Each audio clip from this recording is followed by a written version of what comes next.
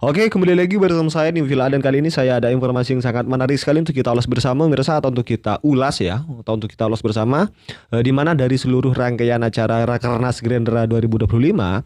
Nah, ini yang paling menarik sih dari sekian banyak acara bagi saya. Ada poin-poin penting yang saya sudah potong-potong di bagian inti-intinya saja, pemirsa. Namun ini sangat bermakna sekali dan tentunya ini apa ya, menyakitkan sih bagi yang merasa hatinya itu ada sifat iri, dengki, hasut dan lain-lain. Di mana di saat orang lain teriak adili Jokowi, Presiden Prabowo malah teriak-teriak hidup Jokowi, hidup Jokowi. Nah, itu kan di hari ulang tahun Gerindra yang ke-17. Tidak ada bahwa kita ingin kekuasaan untuk kehebatan kita sendiri, tidak ada. Pak Jokowi saya yakin tidak punya ambisi untuk bikin ini dan bikin itu. Saya kenal, saya kabinet beliau 5 tahun. Saya saksi. Pikiran beliau hanya untuk rakyat Indonesia. Nanti dibilang saya apa, Pak? Saya apa? Dikendalikan Pak Jokowi. Cawe-cawe.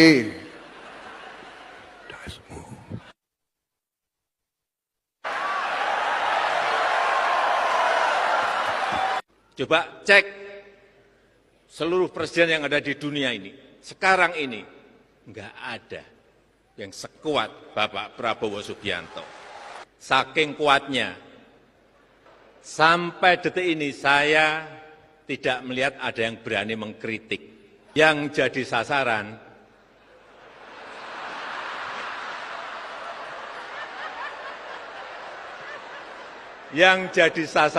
adalah Jokowi. Dikit-dikit yang salah, Jokowi. Dikit-dikit yang salah, Jokowi. Dikit-dikit yang salah, Jokowi. Kemudian video berikutnya, pemirsa. Terima kasih sudah kembali ke jalan yang benar.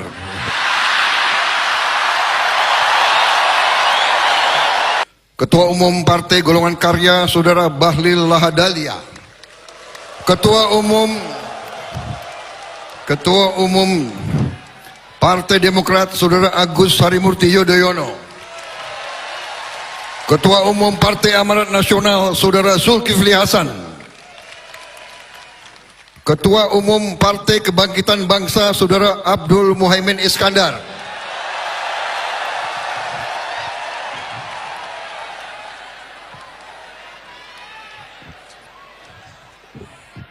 Terima kasih sudah kembali ke jalan yang benar.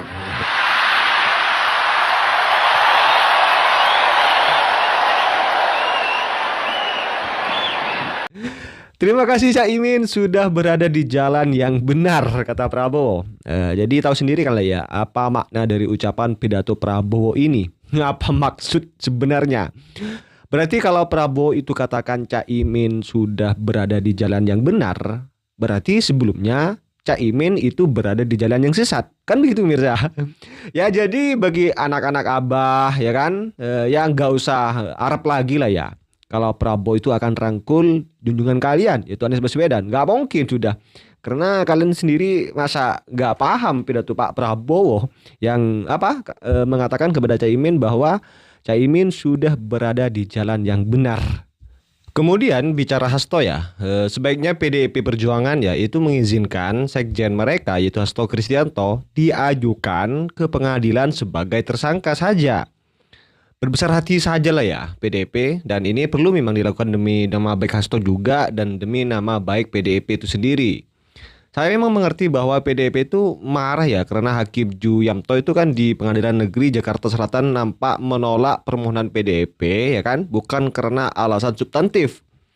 Hakim kemarin itu kan menyalahkan PDIP karena menggabungkan dua surat perintah penyidikan dalam satu gugatan, pemirsa. Dan PDIP seharusnya mengajukan dua gugatan pra peradilan yang terpisah. Nah, penjelasan hakim ini pasti menyebalkan bagi PDIP. Seolah-olah tim hukum mereka yang terdiri dari beberapa nama besar ya seperti Mulia Lubis, ada Magdir Ismail, ada Patra Zen, ada juga Roni Talapesi dan lain-lain lah ya. Itu tidak mampu menyiapkan gugatan dengan cara yang memenuhi syarat. Dan saya memang mengerti juga ya kalau dalam acara talk show di TV One ya kemarin itu anggota PDIP Kapitra Ambara itu kan mengatakan bahwa kalau perlu katanya PDIP itu akan mengajukan ulang gugatan pra peradilan sampai 50 kali.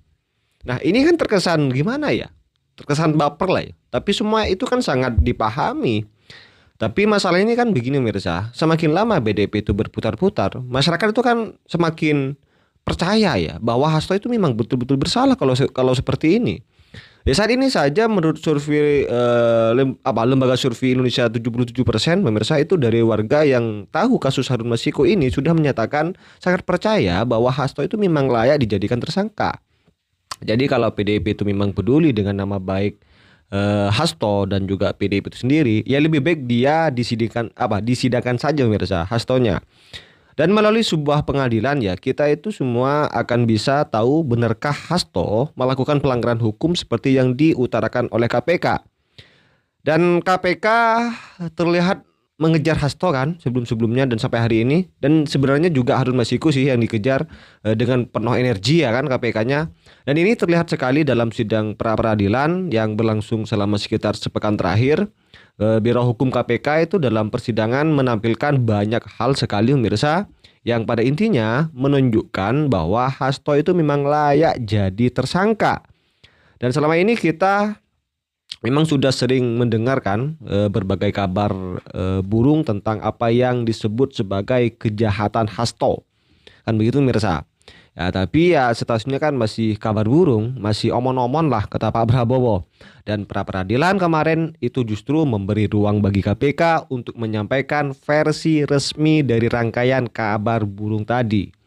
Paparan Biro Hukum KPK ini bisa disaksikan dan diketahui masyarakat secara umum melalui media massa, ya kan? Ini kan bentuk ketransparanan juga pemirsa. Dan KPK menunjukkan kepada hakim, ya kan? Dan publik umum maksudnya bahwa tuduhan PDIP bahwa KPK menjadikan Hasto sebagai tersangka secara terburu-buru dan tanpa bukti yang cukup nggak bisa diterima. KPK malah menyatakan sudah ada bukti ya permulaan yang lebih dari cukup kata KPK yang diperoleh antara lain dari hasil penyadapan 12 nomor handphone, keterangan saksi, surat, dokumen dan bahkan sejumlah uang. Jadi ini bukan pekerjaan abal-abal. KPK mengungkapkan di persidangan bahwa peran Hasto di seluruh proses hukum Harun Masiku itu sangat menentukan sekali. Di mana Hasto itu kan berperan meminta agar Rizky Aprilia itu kan diganti oleh Harun di Dapil 1 Sumatera Selatan pemirsa. Seperti Anda tahu ya, yang lolos ke DPR pada 2019 dari Dapil tersebut itu kan adalah Rizky. Tapi Hasto minta Rizky melepas kursinya kepada Harun, kan begitu. Yang sebenarnya jumlah suaranya Harun itu jauh lebih rendah dibandingkan Rizky. Harun sendiri bukan kerabat, bukan saudara Hasto. Harun dipilih karena merupakan kerabat dekat ex-ketua Mahkamah Agung Hatta Ali. Dan PDIP itu kan berkepentingan untuk menjalin hubungan baik ya kan dengannya. Karena itu diharapkan Harun ya kan bisa naik ke DPR mengganti Rizky. Dan untuk itu kemudian Hasto mengirimkan kader PDIP Syaiful Bahri untuk meminta Rizky mengundurkan diri. Kan begitu Mirza. Dan Hasto disebut KPK itu menjanjikan Rizky jabatan komisaris BUMN atau komisioner Komnas HAM asal mau menyerahkan kursinya kepada Harun Masiku. Nah, tawaran jabatan itu ditolak oleh Rizky. Seperti itu kira-kira kronologinya. Yang memilih tetap menjadi Rizky itu memilih tetap menjadi anggota dewan dan menyatakan akan melawan kalau dipaksa.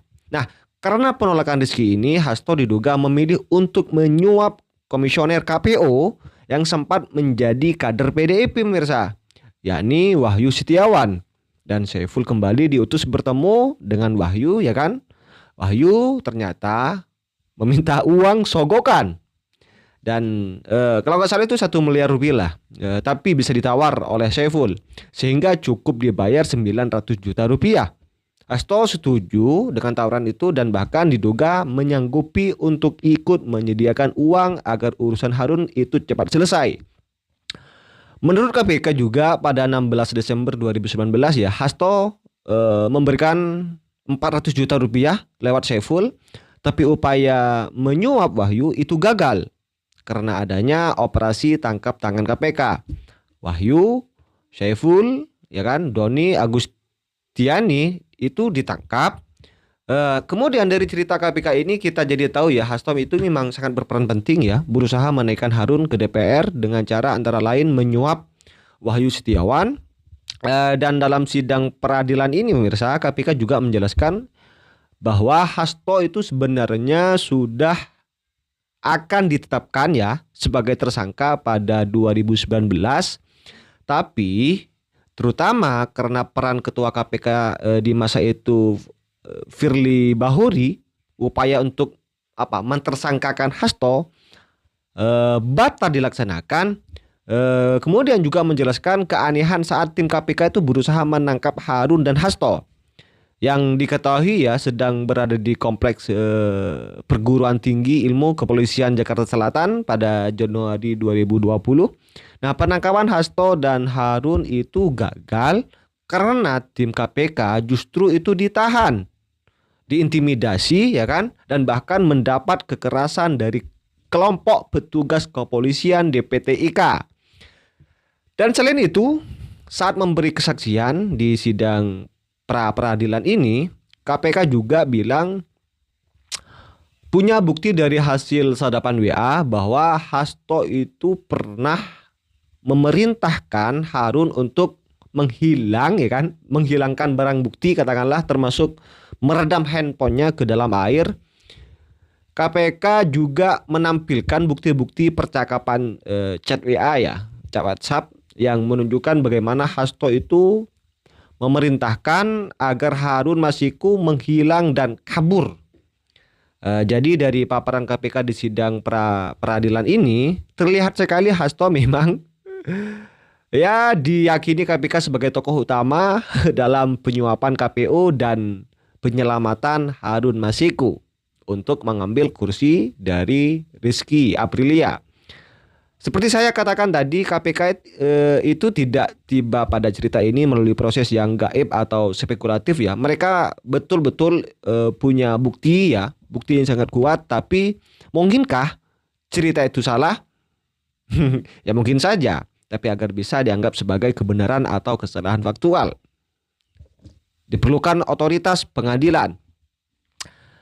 Jadi kalau perkara ini sampai di sidang ya, PDIP itu bisa memaparkan bukti-bukti kuat untuk membantah cerita versi KPK ini. Dengan kata lain, kalau KPK itu berbohong atau sekedar melakukan cocok logi ya, atau mengkait-kaitkan rangkaian informasi terpisah sehingga nampak saling menghubungkan atau berhubungan, PDIP itu kan bisa membantahnya di pengadilan pemirsa. Kalau itu memang betul-betul PDIP dan Hasto itu tidak merasa sama sekali. Karena itu Hasto sebaiknya diadili sebagai tersangka terlebih dahulu ya kan. Itu justru bisa menjadi cara empuh membersihkan namanya dan nama PDIP itu sendiri biar baik di mata masyarakat. Atau bisa juga PDIP melakukan cerita lain. PDIP itu kan bisa mengadakan acara konferensi pers ya kan, di mana Hasto menjelaskan apa yang dituduhnya sebagai kebohongan KPK. Sampaikan saja secara tegas kan begitu kan, itu lebih enak pemirsa, biar tidak masyarakat itu timbul tanda tanya. Ya mungkin saya rasa cukup pemirsa terkait dengan konten kali ini. Ya seperti apa komentar kalian, tulis di kolom komentar. Dan sekali lagi pemirsa, jangan lupa tekan tombol subscribe-nya biar kalian juga tidak ketinggalan informasi-informasi terbaru dari channel ini. Dan salam demokrasi dan salam NKRI.